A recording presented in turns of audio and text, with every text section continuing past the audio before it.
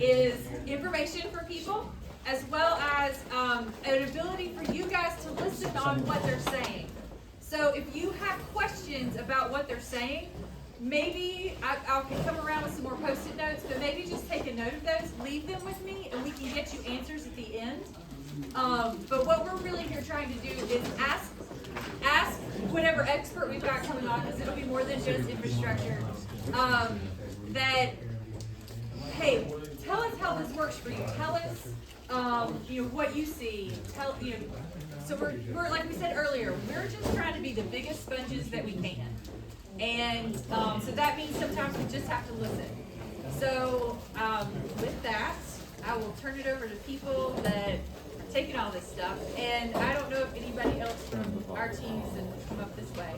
But this way, okay. We good? I'm like, I get to be out of the way. I'm not in the back. You have a lot of knowledge. That man right there speaks for me. Okay. All right, great. So let's have at least we'll do an introduction with this table. The table of experts. And we've got a couple of our team members are here as well that have knowledge of engineering and infrastructure. All right, and you can pass around the sign up for this too. Okay, you know who I am, so let's introductions and a little bit. I would actually introduce yourself and talk a little bit about what you do, and also some of the knowledge and some of the opportunities and challenges that are going on. If you can do that, and we'll just go around that way. You just want to do a quick introduction first, and then we can get into longer. Okay. Maybe we should do it that way. Okay. All right, Daniel Davis, I'm the town's utility director. As everyone mostly is familiar with me, we are working on solving, as many have said this morning, the solutions to the water issues that we have, as well as, of course, existing LEN issues, things along those nations, which we're not addressing today. So we're looking for the forward future of our utilities here, not just water, but sewer, storm drainage, and roadways and access across our mountain as well. Riley Hack, Assistant Fire Chief and Old Public Works Director, so I'm your history buff. History, okay. How far back? I've actually been on the mountain since '71. Okay. My parents moved up here, so. That was kind of at the beginning of it. Right. You became I a was here- firefighter at 16 years old. Yeah. Really? Been a firefighter since, for 51 years, so. But I was here when there was a service station up here. I worked there. I used to be, the superintendent of the golf course, so I've been here for a while. There was a service station? Oh, yeah. Where the Mile High Tavern was, that was the Texaco service Oh, station. there was one at one point, okay. Two. We didn't know that. Two of them? Good. Yeah, there was another one. Okay. Great. Michael Holland, building inspector and code enforcement for the town, and also taking notes for Preston Yates, our town planner, who's not here right now. He'll be back in July, is that right? No, he's here, he's working on the town. Oh, he's on. I think you laugh. He's the public works director there. No, planning. Oh, Planning. the planner, I'm sorry, you're right, I'm sorry. You're good. I'm sorry, I'm a little, last meeting. There's a lot. My name is Rick Hall. I'm president of my company, Hall Planning and Engineering. Been in Tallahassee for over 50 years. I went straight there from Virginia Tech because Blacksburg was too damn cold. Welcome to Beech Mountain. So I lived in Tallahassee since '71. And I started with Florida DOT doing travel modeling, the big computer models. And we ran them for Miami and Fort Lauderdale and everything. And I did that for about 9 years. And then I jumped over to the consulting business and started doing DRIs. They're called Developments of Regional Impact. And that's because some of the developers messed up the large developments so much that they passed legislation that said each one of them has to have a big review. And I did the traffic impact review for over 150 developments of regional impact in Florida, including Busch Gardens for one time, but the big one was Seaside. I just stumbled onto it. They said, Rick, you got another DRI to do over in the Panhandle, and I said, okay, I'll go do it. And it turned out to be Seaside, where they were doing some dramatically different things. I had been doing traffic impact analysis for regular suburban patterns. And I showed up there and I rolled their plans out, and they had 7 intersections with an arterial street within a half a mile. And I was about to tell them, guys, we don't do it this way. You know, this is not right. It'll never fly.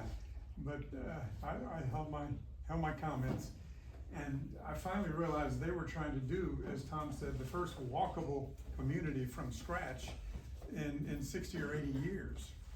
And I said, this is interesting. And I started looking at the patterns. They reminded me of the places that I had seen in Europe. My dad was an Air Force officer, so I lived in England, France, and Germany for 7 or 8 years. And I said, I remember people walking over there. I remember people riding bicycles over there. And it was all because of the scale of the cities. And Seaside was the new scale backed down so that you could walk comfortably and without being afraid of the motor vehicles running you down. So that's, ever since '84, I've been moving my career toward this walkable community design. And I've worked with good designers like Tom. They designed the town. They look at me and said, Rick, is this gonna work from a traffic standpoint? And will the DOT buy it? And I said, no or yes. And we worked it out with the agencies that are surrounding the town. And been doing that for quite a while. My name is David Hill. I'm a land planner.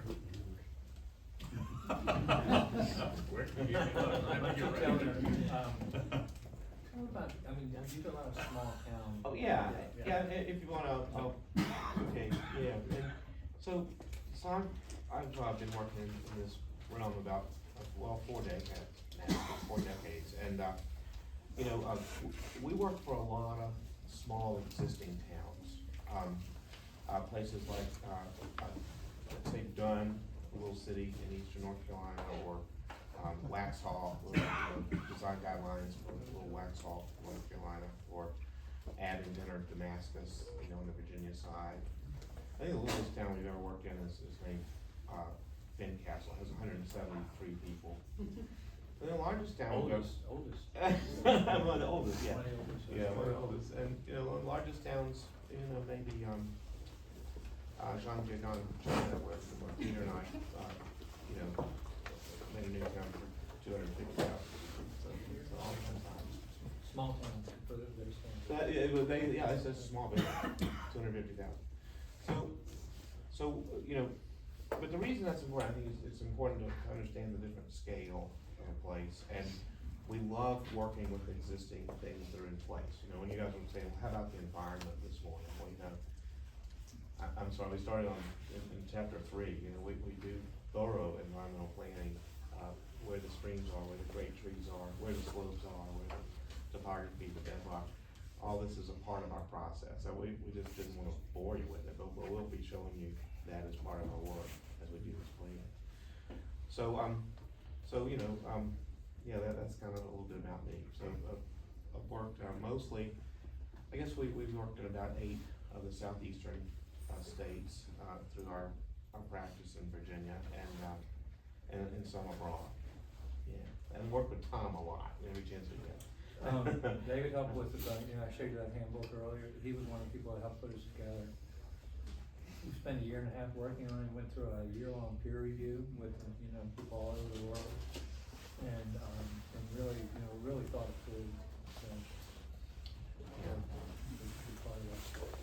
Don? My name's Don DeBerry. Originally from Virginia, Southwest Virginia. I started my career out with an international paper company. I ended up working up to the eastern stormwater facilities, barge landing, rail construction in North Carolina and South Carolina and Virginia for IT stuff. From there, I went out to Arizona, worked for the Bureau of Indian Affairs, and was responsible for all the construction and maintenance of 350 dams across the Indian reservations in southern Arizona. Ended up back at Florida Department of Transportation, working in traffic operations in Southwest Florida. I heard a few folks here from Southwest Florida. So we worked in the 12 southern counties for FDOT District 1. We're responsible for all the intersection improvements, traffic signals, roundabouts, road widenings, interchanges, bridges, stormwater systems, all that kind of crazy stuff for FDOT District 1. During the downtime, I went back to Virginia and Lynchburg as their transportation engineer, managed their transportation system, ended up Deputy Public Works Director, handled most of the transportation stormwater snow removal. Leaf removal was a big thing for Lynchburg. A little bit like that, had a good time. Ended up going from there to Virginia DOT's Salem District Environmental Manager. Across those years, I kind of learned how to deal with the environmental aspects of just about everything, because when you start building stuff, you have to deal with it.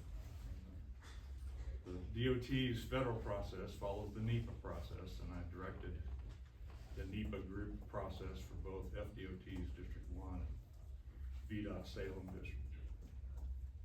I ended up going down to Sarasota because my kids are down there, and my wife said, I'm done in Virginia, I'm going back to Florida, what about you? You know how that works out, most of you. At least you offered.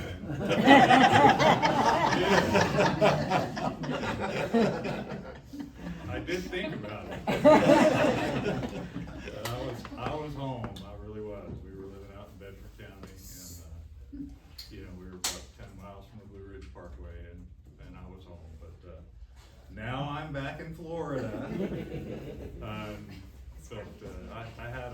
I've done 4 years finishing up with Sarasota County as their senior transportation manager, and because I was working with Bill Winch at EPR, and David has done a bunch of work with me over in Lynchburg, I agreed that I would work for Bill, and Sarasota County didn't care because they don't care if I do work in Virginia. So I help them out when they get into interesting projects, especially that require topography, because I've lived a lot of way back in the mountains, and a lot of the work I've done, we've done. Arizona was definitely topography. We had 300 and some odd dams up and down the mountains over there. It was a lot of work to keep them up, maintain them, and make them work. So I've bounced around a little bit in a few more places in between, but I'm here to help. That may be a good country music song, actually. There's no dogs or train. Well, there was train. I didn't hear mama. I know. I was thinking dogs, mama, train, apple pie, right? Mama told him where to go. Mama was in South Carolina when I went to IPCO first off. So we'll circle back around, and maybe you can talk about some of the things that are happening, and challenges and successes, and where things may be heading. Okay, so I'll reiterate some of what Bob was talking about. As everyone in the room knows, we are managing our water situation, and to stay on task with this topic. We are, as a town, constantly being approached by development folks, business folks, private residences. People are very interested in Beech Mountain. People are coming, they own this property, they're going to sell this property, and they constantly come and they speak with my team their questions are, can you provide me water, can you provide me sewage, can I get a roadway here, what are the requirements for my build, all of these things, and we can see that as these folks continue to come in to build in our town, we need a more defined structure, especially controls, the ability to account for these futures that, these property owners intend to build here, first and foremost, I have to make sure that I can provide them with the utilities that they expect. That goes everything from the water to the sanitation to the roadways, all of these, issues. And concurrently with all of this future growth, we have issues today that we have to address. Our council is definitely championing the effort to ensure that we're making progress on regaining our stability. So we want to make sure that as we spend our dollars, in this town, for one, I don't wanna waste any dollars, okay? I don't wanna repair a section that it appears to be that, another person's going to come in, the next 6 months, maybe next year, a year and a half out. And, they're gonna make changes here that will, just fail all of those expenses that we made. I personally am looking for ways to leverage, development that is coming to ensure that their investments in our town are financing the upgrades to our utilities. So that it's not borne on the utility customers, so that they can grow those as much as possible. Water system first, but that's just the way I am. But we get beyond that, and we have to start taking into considerations. At the top of the mountain to the bottom, water flows downhill any way you go. So we have got to get more stringent stormwater controls, in place, impervious surface requirements, things set down in the code and ordinance, so that as this development occurs, it's occurring in a standard that matches the planned system that's coming through. So the goal that I have out of this process is to ensure that we're maximizing our repair dollars, in the area that we can actually afford expansion given our current available water supply in any given feed zone. And then, of course, the roadway accessibility that allows my team to, what I need to do is not be stuck in gridlock on Beech Mountain Parkway when 70% of the rest of the mountain roads needs snow pushed or needs salted.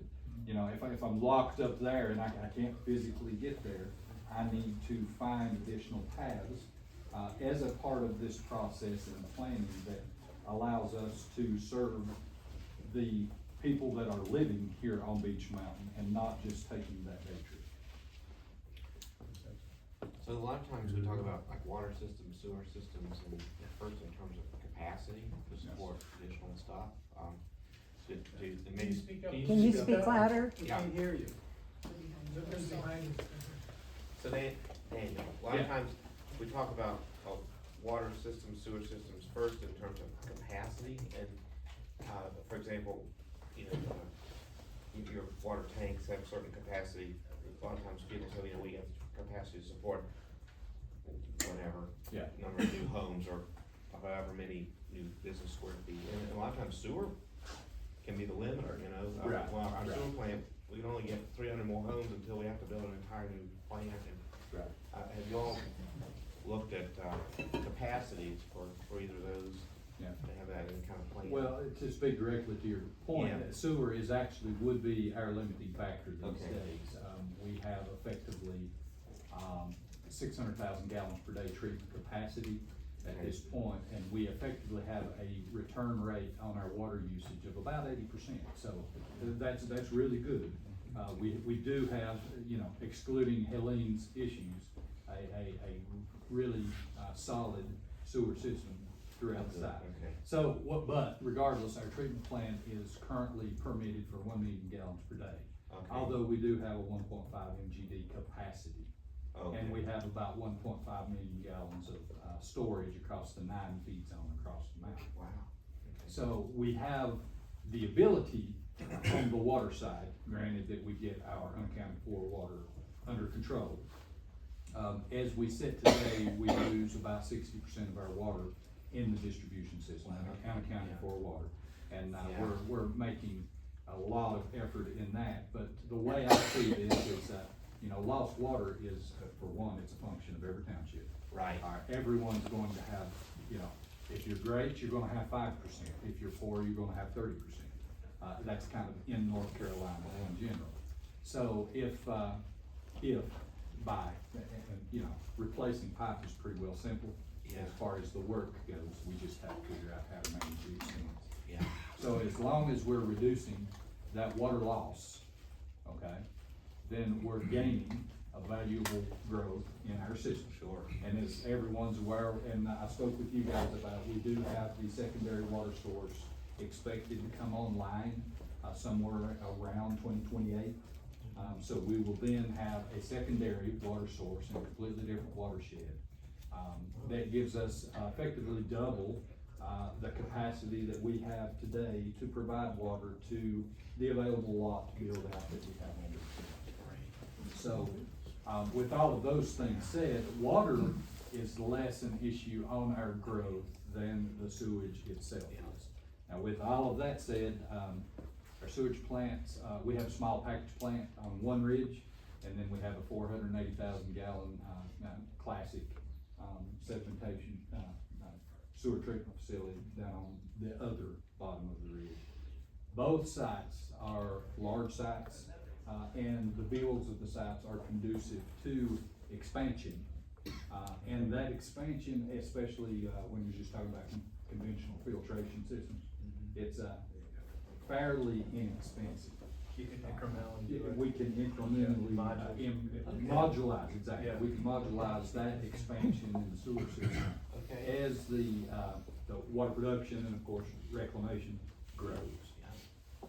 Okay, fantastic. You know, the thing about that water loss, conversation, you know, I was amazed, my own city, Roanoke, was, you know, you have a humongous reservoir and it's, well, you know, we lose 77% of the water that starts in that reservoir to get to your pipe. Well, how in the world? But you think about this, city of Roanoke was built in 1890, almost entirely. Right. So all those pipes were 110 years old. They're like, you know, they leak like crazy. So think about this, your system is 1968 or so. Yeah. So the good news is, you know, you're a lot younger than we were. Right. But still, I'm sure you have a way to start to prioritize, and you found some of those, and as you can fix them, it's free water. That's Yeah, it, yeah. it's a direct gain, it's direct input back into your system. Yeah. We have approximately 350,000 feet of pipe. Yeah. By 2028, with the completion of the 2023's SRF package that we have planned, since 2018 till that point, we will have replaced 25 to 30% of our entire water system.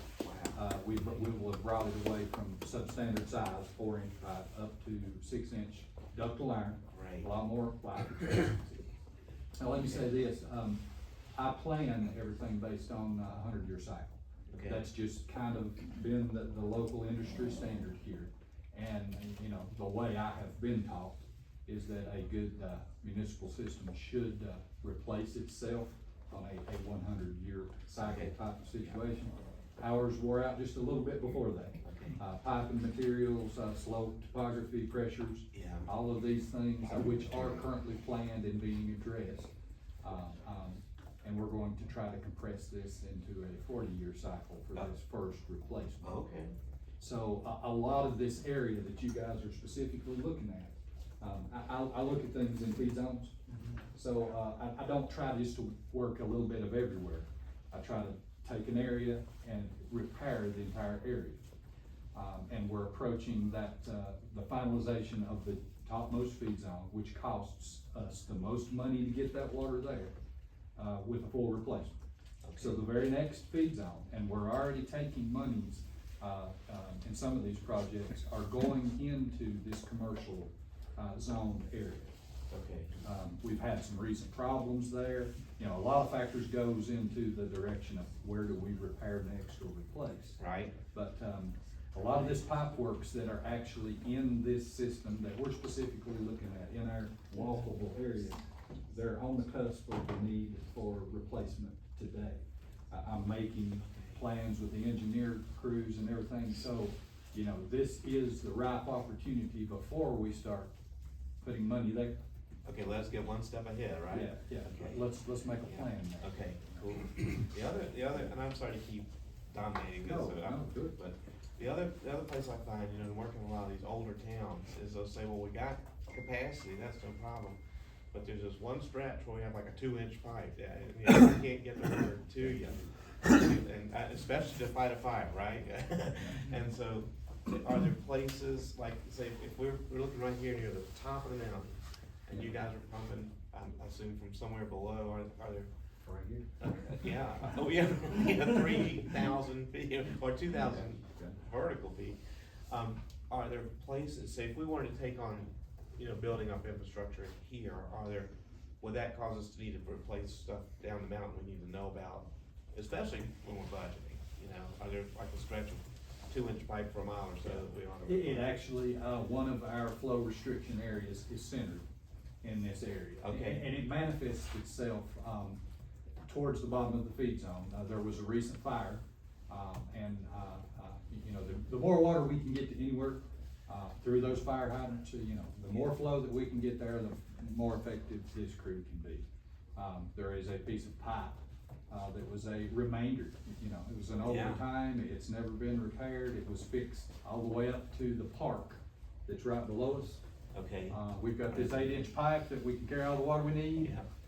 And then it goes to a piece of small 4-inch pipe and leads up into that tank structure that we listed Okay. yesterday. So right in there, we got it, Yeah. okay, so if we, Yeah. we've got to work on that, That's okay. on my hit list of Okay. like the next places we go. Okay. So that is definitely something, regardless, restructuring there, and I would say further that, we just went through the hurricane. We had, quite a bit of downtime, and thanks to one of our councilmen, Art, I don't know if he's still in the room, we were only able to make that pump station run because it was, it does not have a generator. He was able to get downstate and got us a generator, brought in there, so integral piece of our system that didn't even have a generator backup. So again, more money that is currently planned for expense, in the coming budget year. Granted that our council agrees with that. So, Right. expenditures of funds. Yeah. You know, it's time now, you know, to make sure we get laid down, where are we going with this area? Okay. Great. Dan, do you have any issues with the earl pipe types? Do you have any AC pipe or PVC or? Generally, it's 4-inch galvanized, and what we have is, super acidic soils. Alright, so they did the 20-foot pipe joints, and they put them together with a single bolt or string joint. So what's happening is it's not specifically pipe failure in the pipe wall, it's the bolt that holds the joint together. Yeah. It's, you know, it's a 3/8 inch bolt that rusts in two, and there's one of those joints every 20 feet. So, you know, simple fix, right? Well, the problem is you have one bolt blow, and it misshapes that pipe for 100 feet that direction and 100 feet this direction. So when we have a leak here, the next week we have a leak down there, and so on and so forth. And we have effectively a 5-man team that manages all water, all sewer. That's it. 5 minutes. That's what Riley put in 1971. Yeah, I don't care a bit. And I saw it you put it. And we had It's 2 inch amazing, pipe. isn't It is. Screw only costs, I don't know, 10 cents, but Oh, man, yeah. what a, wow. Wow. We're getting into the nuts and bolts, literally.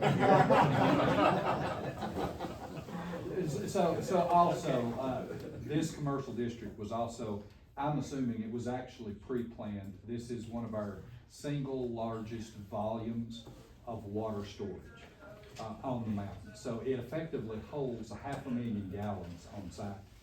You know, a full third of our water storage. Okay. In the daytimes, It is in those tanks here. A third of your daily Yeah. water storage, Yeah. wow. Yeah, so it's multi-use, the various tanks there hold the water that supports the Pinnacle Inn, and it's actually a connection through a hydromatic system to make sure that they have plenty of pressure since they're above our elevation. the other secondary main tank, effectively feeds the zone that goes from this site down to the ski resort. The center section through there is the feed zone in question. So, again, all of this progress that's, or all of this, planned expansion is all hubbed out of this same system. Okay.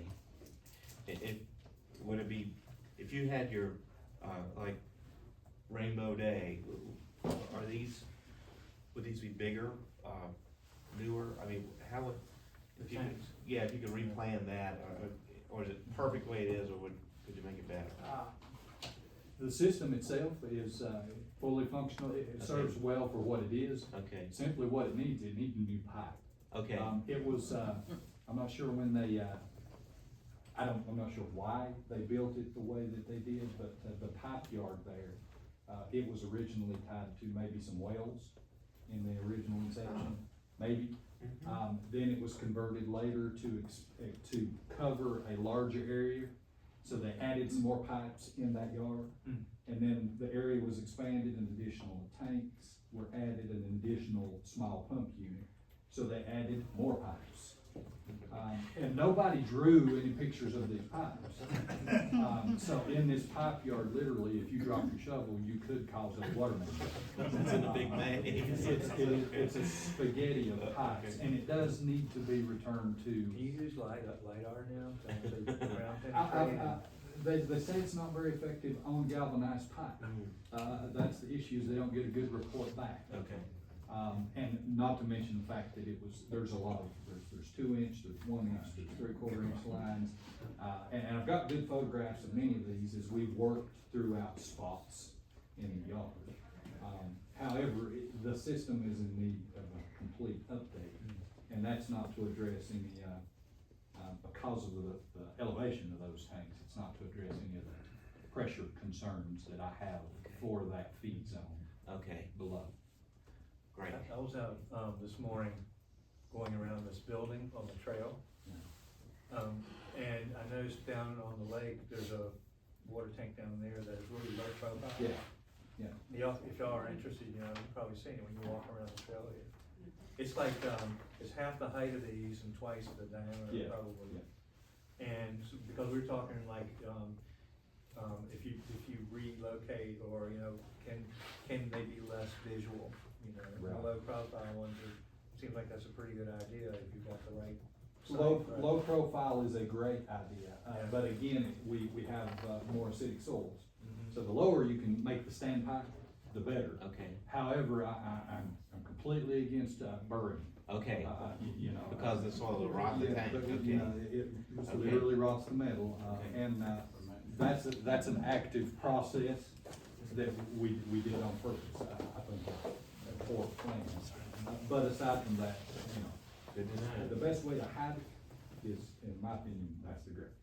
The low profile? Yeah. Is that what it's called? It is, Okay. it is, it's just, it's diameter over, elevation, Okay, so low profile but above ground. Oh, yeah. Yeah. Some of our team members here, the young team members, were coming up with all sorts of fun ideas for these tanks up here yesterday when we were walking around. And I can't remember, it's like. What were you guys saying? Well, I was kind of joking, but I was talking about, just make a great climbing wall, put some string lights in between, put murals on them. There you go. Well, I had at one point in time, I tried to convince our town manager that we could sell advertisement on our water tanks. We're in the middle of town. That is actually another issue though, is, we're in the center of town. We're right across from the Bark Park, we're beside the parking area, all of this public access. The water tank site, by North Carolina state law, is actually a restricted area. Yeah, they like. The Viperterra is there as well. They want me to fence it. Right. Okay, so I've gotten away with a minor split rail fence on the upper side.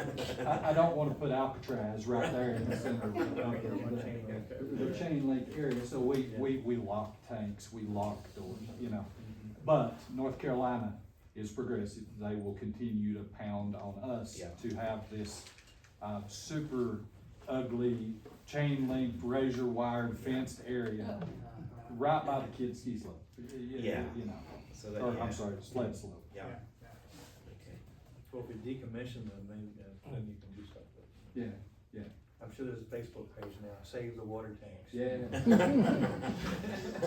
It's like we have a star, you know, we grew up. Right. Yeah, Save the Star. And then they do. There's always an icon, you know, water towers, but anyway, well, it's interesting, I mean, I'm kind of, you know, joking, but, as we're planning this, I mean, generally speaking, this is a really ripe opportunity. I mean, like, the timing's really good from an infrastructure point of view to rethink things. And there's some very, very legitimate reasons for doing it, and also y'all are being proactive about funding it and so forth, so that's really good.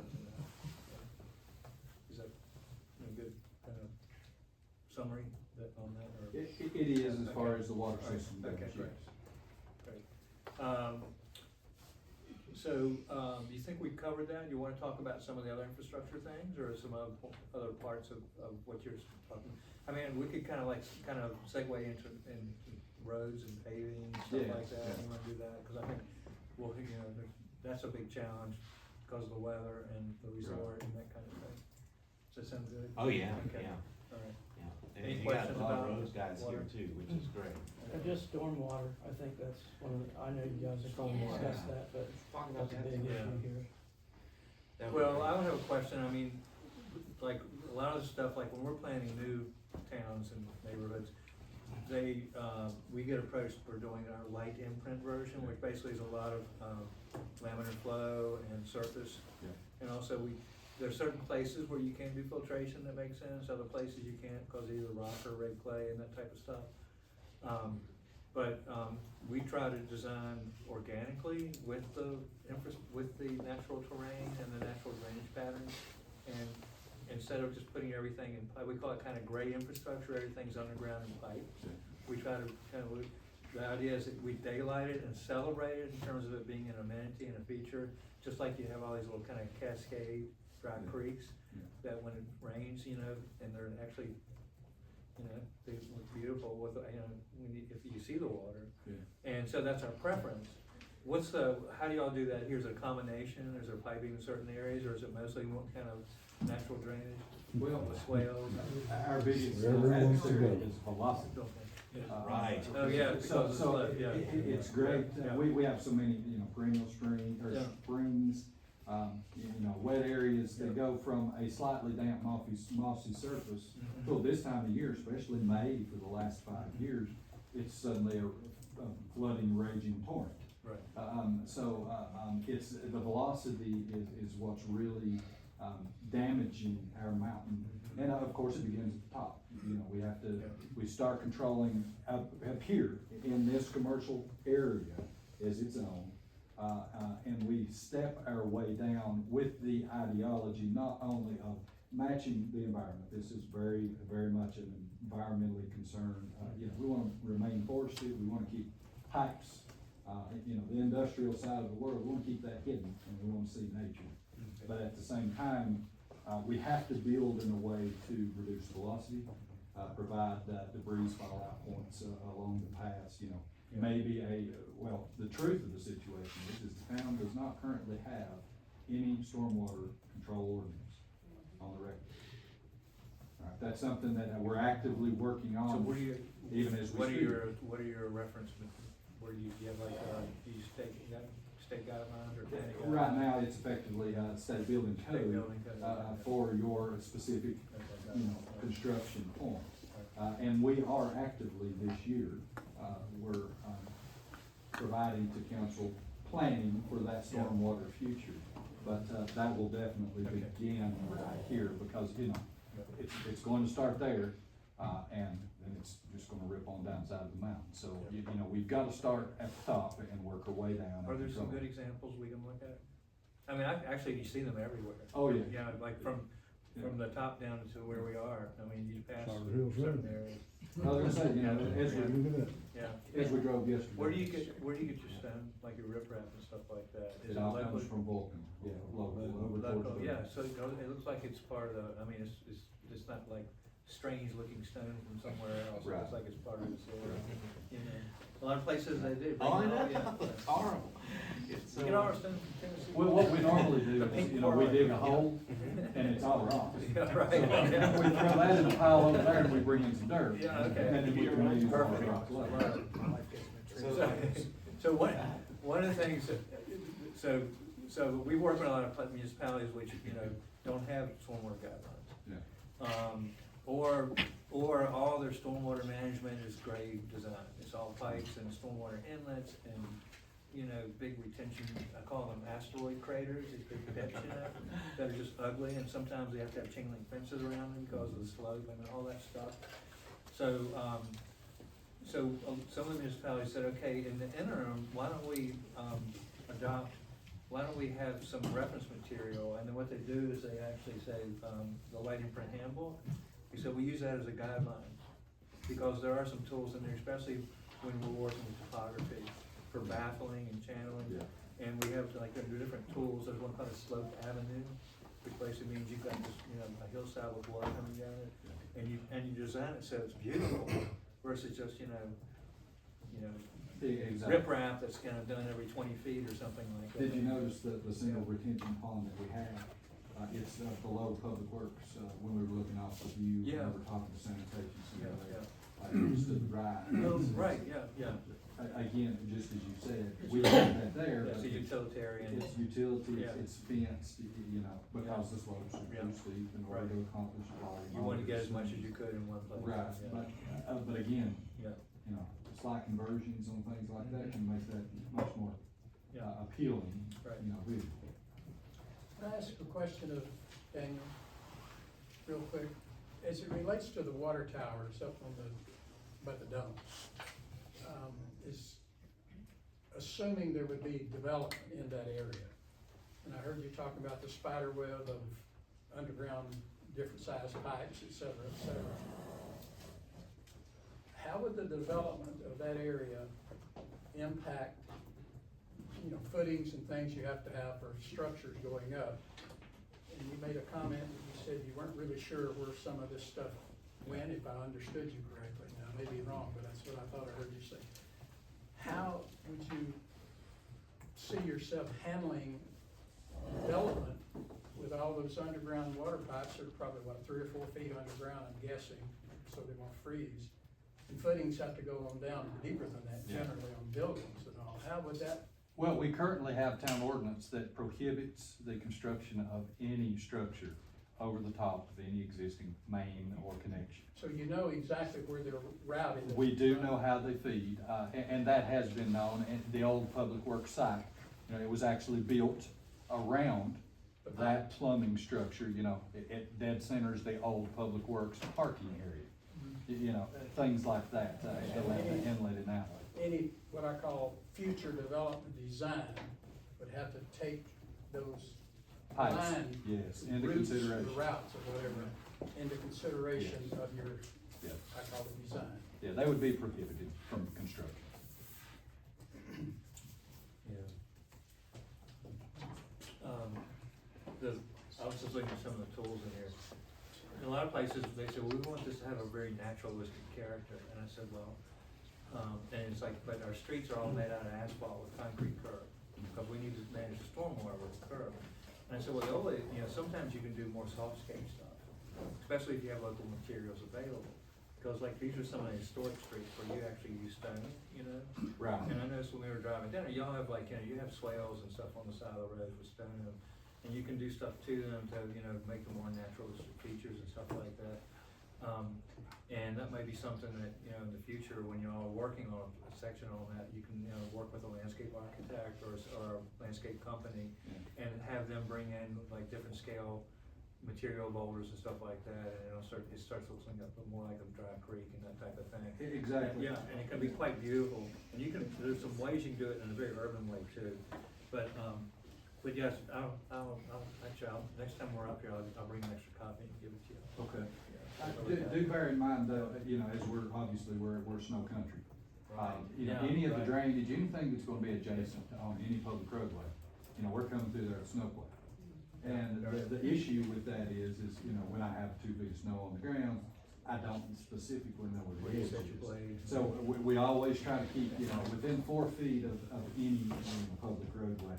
We gotta keep it flat or No, low. without like Yeah, big boulders. you're right. Yeah, Yeah. okay, got it. So Yeah. they can be in place, we Yeah. just have to set them far enough so that my driver, in his aiming estimation for where that road is, is less likely to hook that plow on, because I know what's gonna give, and it's not gonna be. We'll have all those rocks pulled up to the big pile.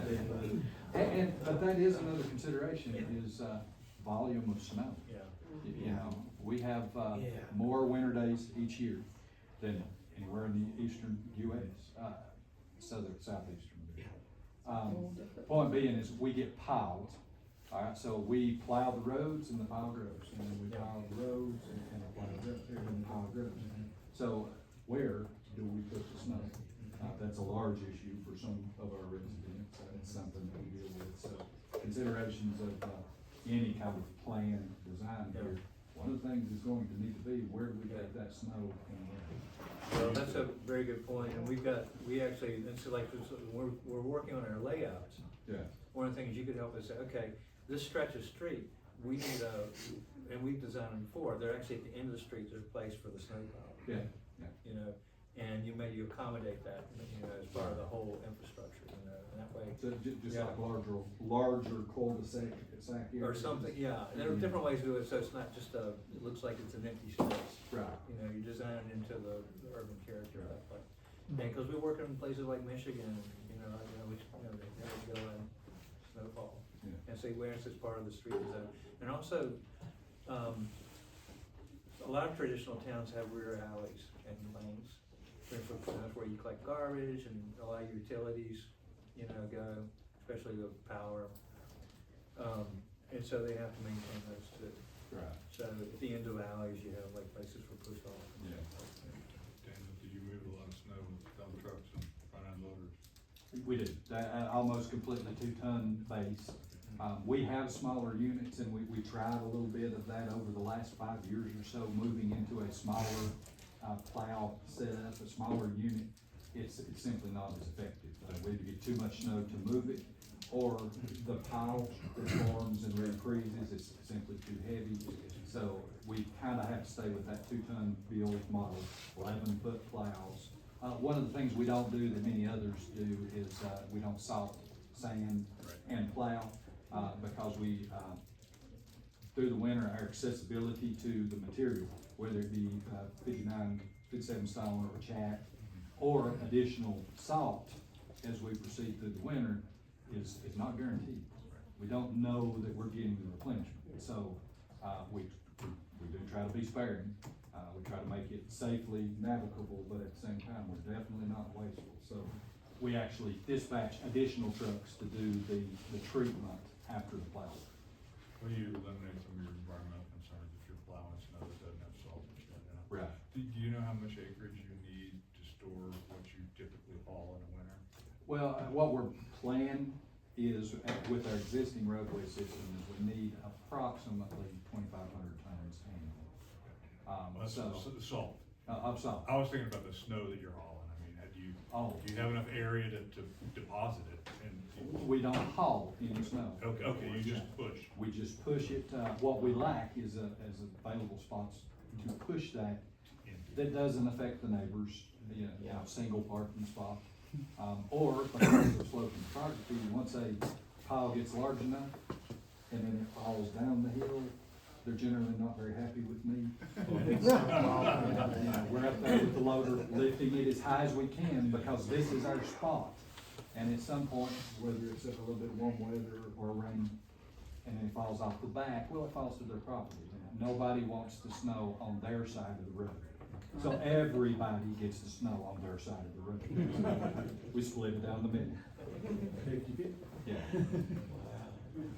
So think about this, same thing of, I believe you get plenty of annual rainfall, right? You have periods of drought where actually storage of the stormwater would be handy to reuse for irrigation or something. We definitely do. North Carolina as a whole has switched from what they were against gray water usage or recycling Now, they have changed their mindset and actually changed some of the rules, which will allow up to 20% of reused water into a public water supply. Okay. Raw source, that's a new thing. Wow. However, we have no current ability to retain and feed that or to replenish that other than simply it flows downhill until it gets to To the reservoir. one of the two reservoirs, which of course, with that and their topography, by the time it gets there, the velocity is carried every, piece of grain, soil and stone and everything else, and it dumps it into the lake. So, That would be interesting to figure out a system that, yeah, okay, interesting, okay. So if there's a way to skin that cat, it'd be really interesting to think about it. And not only that, Wow. specifically downhill Yeah. from the zone that we're talking about. The ski resort uses a collection system Okay. of ponds.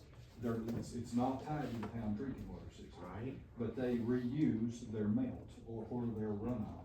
And it filters through several stepped ponds Really? and back down to the pumping source. Show me where these are, I think you can see them. Yeah, so, they are able to maximize on that replenishment water and keep their, raw water needs down. And it keeps the snow up on the hill. Could Yes. they use more water than they currently are? For example, if you could Oh, of drain this course, into it? yeah. They If like they had that? more water, they would blow more snow. Yeah. They run out before. Yeah. Really? How about that? But they're pumping 5,000 gallons a minute. And where are they getting it if they're out of there, using wells or something, or how? No, they stop. Oh, they just stop, okay. Okay, so. We if you do could- have a drought season that generally occurs about the second week of January annually. Worst possible time for snowmaking. So, it's generally short-lived, but, it does occur in mid-January. I missed it, are you supplying the water for them? No, Or no, they've got that's- their own supply? They have their own supply. But if we could get it more, that'd be like that. You sell too much premium. At this point, I don't have that water available. Now, one of these days, hey, Now, I mean, they could use runoff water, right, if you filtered it enough? oh, yeah, for sure. And like they say, if North Carolina lets you put it into the reservoir, that's Yeah. amazing. Okay.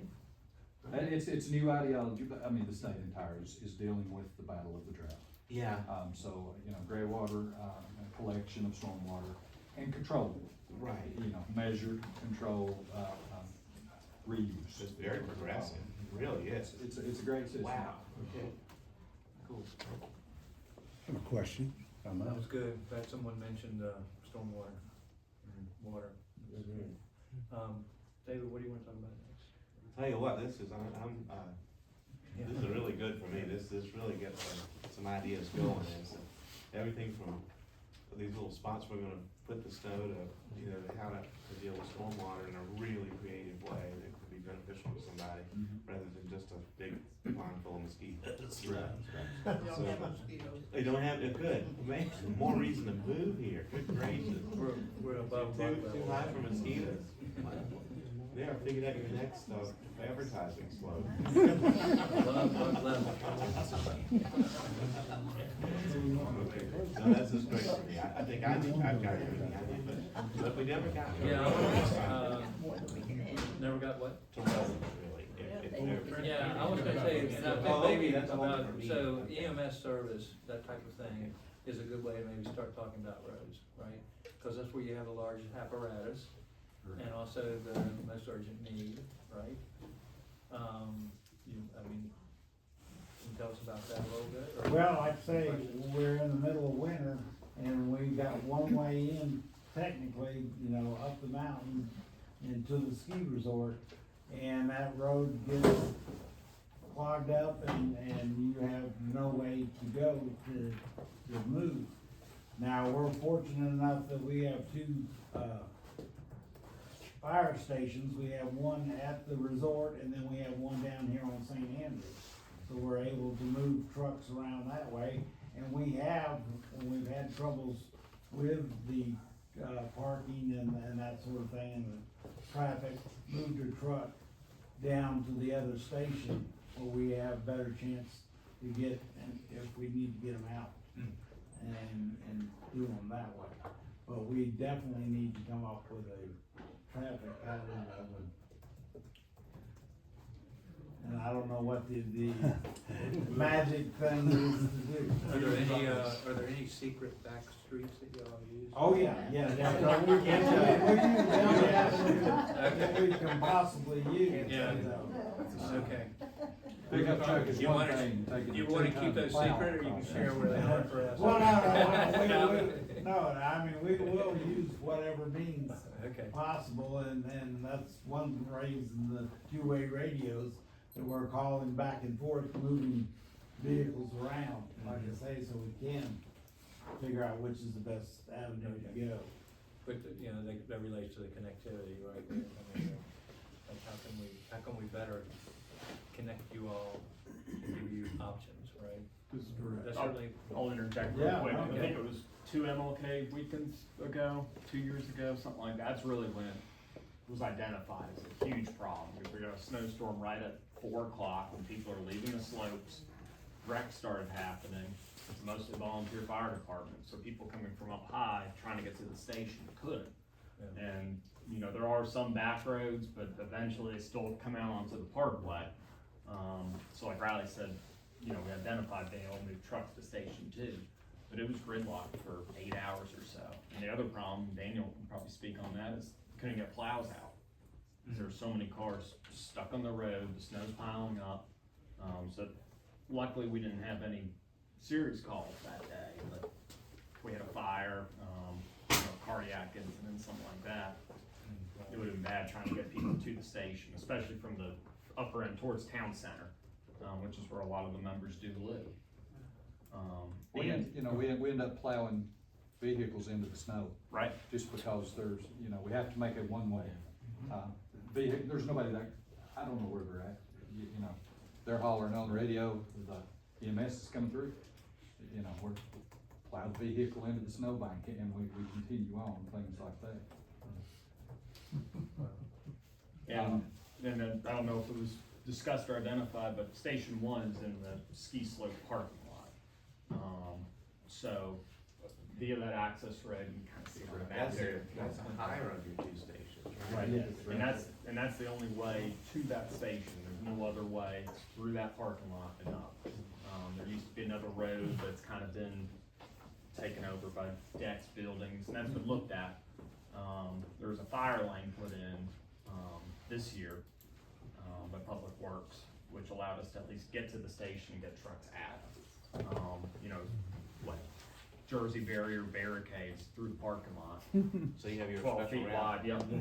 Well, did you all need another station somewhere else? Would that? We have a second station. Or a 3rd station, you all needed that? Or would that, Need to move the first one. need to move the first? Well, it was built there when it was a ski resort.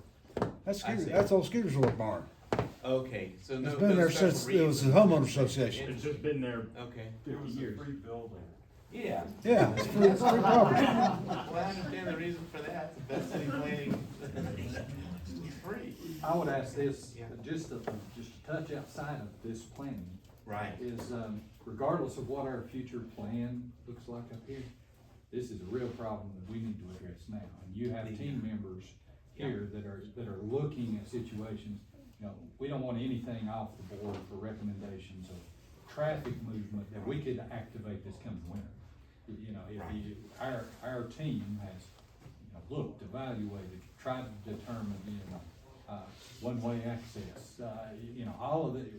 If it could be feasible, that would help us flow traffic, even this coming year. You know, I realize we're looking at our long-term planning, but you guys are experts, you've done this before. What do you know or see that could help us relieve some of this tension as soon as possible?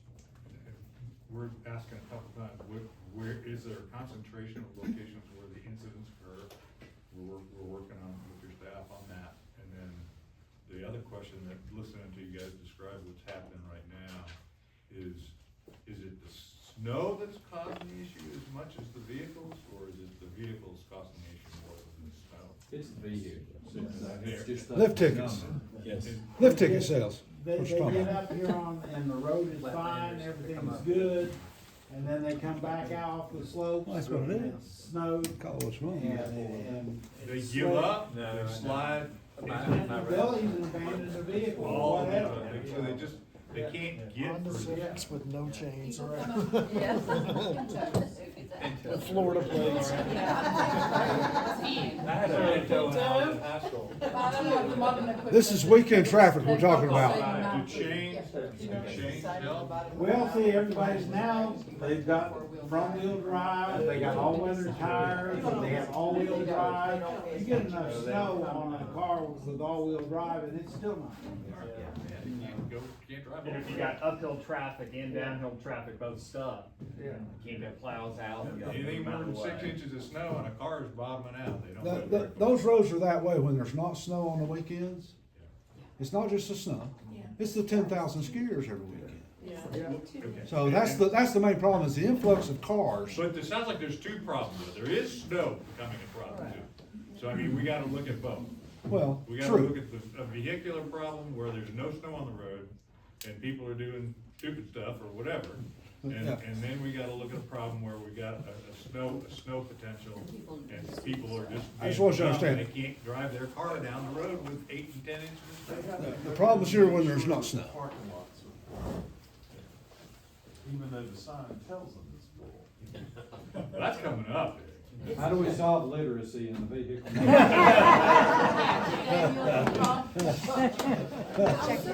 Bob's not here. I remember him saying, where's Bob? Oh, I couldn't see you for What the would you gym. say? I remember you talking about on MLK weekend, we had 8,000 cars at the top of the mountain, and we only have parking for 1,000 cars per stand. It's a volume issue. Yeah. Snow makes it worse, but on a sunny Saturday, It's the same problem. it's gridlock. We have a volume issue, we have a finite amount of parking, a finite amount of pavement, and too many vehicles. We count the vehicles now every Good look day, too, right Yes, here. we've got the counts. and it's phenomenal. And that's what we're seeing is about 8,000 vehicles a day. Need a parking garage. Okay, okay. Cars on the road. So guess what, guys, in less than an hour and a half, we have a transportation meeting. But I think it was important to talk about streets related to infrastructure and that type of thing. But we'll talk more specifically, especially with these two guys. Because they have prepared presentations, they have data, they have all sorts of good stuff to tell you exactly what's going on here, and we'll explore some solutions for that. So we are, scheduled to finish this in a few minutes, but I wanted to kind of still stick with the infrastructure part of it. If there are other things that, we should talk about. And, yeah. You're more the expert, but Yeah. thinking back to like Helene, when we lost roadways at creeks and that type of thing, I don't know if you wanna enlighten on that. Natural disaster. Natural disaster, Yeah. and even non-Helene events, water overflow. Well, but that's it, I guess it would come back to, you could probably answer better. I believe the industry standard when you're doing, stream crossings, whatever it happens to be, is for the 25-year storm. Yeah, they're different places, it's different, 10-year storms, 100-year storms, Right. all that stuff. And So- the 100-year storms are now happening every like 2 years. So, you know how that works, so that they take, flow capacity of the cross pipe, and that's what they account for in order to achieve, according to building code, what your crossing should be. But It's even either- if your pipe's big enough, if it's 50 years old, it's rotted out and it collapses. Well, not only that, The road's up here, if you'll notice, in order to meet, the cubic feet per second requirements, 3 15-inch pipes. It makes, the math works. Yeah. A 15-inch pipe gets blocked by a stick the Yeah, size of your branch, thumb, and yeah. you mentioned it earlier, leaks. So some controls on, effectively outlet size, would make a large difference in anything that we do, because its ability to pass the organic debris that inevitably collects. And that keeps that pipe from stopping up, which then saves the roadway entirely. Do you have a protocol when there's a storm approaching? Like, I know in a lot of places, when there's a hurricane, like on the coast, we have some communities that have stormwater retention areas. They lower all the water down Right. to, have and prepare for the hurricane? We have no ability to do those things. It's what we have is. You don't, yeah, I mean, Anyway. it was such a fluke. in a Time's way too fast. For so many people. Well, and we've talked already, Can't control we can't rainwater build on for this home. mountain. Yeah. You know, every pipe on Beech Mountain will be It's designed going indoor. down. It's not, you don't build for that. However, we do need to remedy, the volume of small diameter pipes. As we move forward, you know, as a general rule, Yeah. 18 inches plus, which is now written in, Michael has gotten that into our driveway construction manual. Okay. However, we don't have that as a generalized, stormwater ordinance, which again, we're actively That's what we building do on that. road crossings, Yeah. that's what, can you do metal or is it all concrete or what do you got? We prefer HDPE simply because you don't get the corrosion issue. Yeah. And it's the C factor on that smooth wall is just so much higher. Okay. Wildlife doesn't like that. However, I think the wildlife likes it less when the road dumps into the stream, so, you know, it's the lesser of the two. It just, we will get more longevity out of an HDPE build with that smooth wall pipe. When you do, so when you have a creek that's coming down the mountain with a velocity and it hits the street and scours it and eventually, you know, parts of it wash out, do y'all have any particular type of construction, like in those locations, you build like a roadbed of concrete or something like that, kind of, or increase that kind of, are there things like that? We don't, we effectively pull and replace, so Okay. we just go back with a soil rebuild in spots that haven't had it before. We do try to shield, Yeah. with stone, that Okay. natural stone. So Brian and I were talking about this yesterday, you know, North Carolina rules are that they try to use those smaller pipe diameters to slow down the water coming down. In the Piedmont, that worked great, but here, the water comes so fast. Yeah, that there's so much it just blows the whole thing out, and then it crashes into the next one, and they go down like dominoes. So it's very interesting, we can make guidelines here, and in fact, you all go to bridges quicker than other places. You know, because of that very problem, all that stuff is going to the bridge rather than taking out the culvert. better. So, yeah. You can dissipate velocity other places than in the pipe crossing. Plenty of opportunity to dissipate velocity downstream. Don't use your pipes for that. Don't use your pipes. Right. There was a question back here.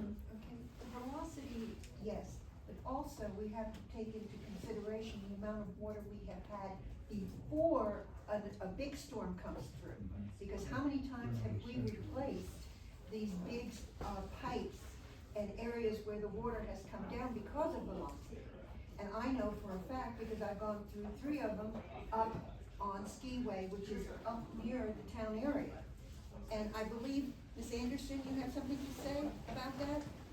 Well, I have terrifying pictures of my yard being inundated. I mean, the water will start, like somebody said, it's gonna flow downhill, it doesn't matter. And so we live a couple of streets below Fred's, and so Fred's, everything in that area in the town center is paved. So there's no place for the water to go except down to my yard. And along the way, it picks up all the debris and all the stuff from everybody else's yard and ends up in my yard and then in Snow Pond. It's, these kind of like incredible events like that Yeah. are really hard to address, and, I've been, like, post-Katrina, I was down on the Gulf Coast for several weeks dealing with the storm surge damage, and it's just so devastating, and, you know, and it's hard to, like I say, it's hard to prepare for something of that kind of colossal scale. And you just really have to kind of do what you can, but maybe there are some protocols you can do, like go around and check, make sure all the smaller pipes, just leaves are clear or whatever, that kind of stuff when a big event comes up. You know, that kind of thing, and I'm sure y'all do that kind of stuff. That's getting down to really to the details of management. And- But that will be key, you know, in an area like we're talking about, Yeah. such a consolidated effort. Right. You know, so how do we tie that into a cohesive plan across that area that then puts the water where we need it to be, or across the multiple places, you know, distribution back down the natural stream. And there's not much filtration here. I mean, you know, There's not. Yeah. There's not. Other places you can do that. Okay, well, for people that wanna talk in more detail about transportation, 1:30, right? And we're gonna have we're gonna do some presentations, and, discuss it then. So if y'all have a nice lunch.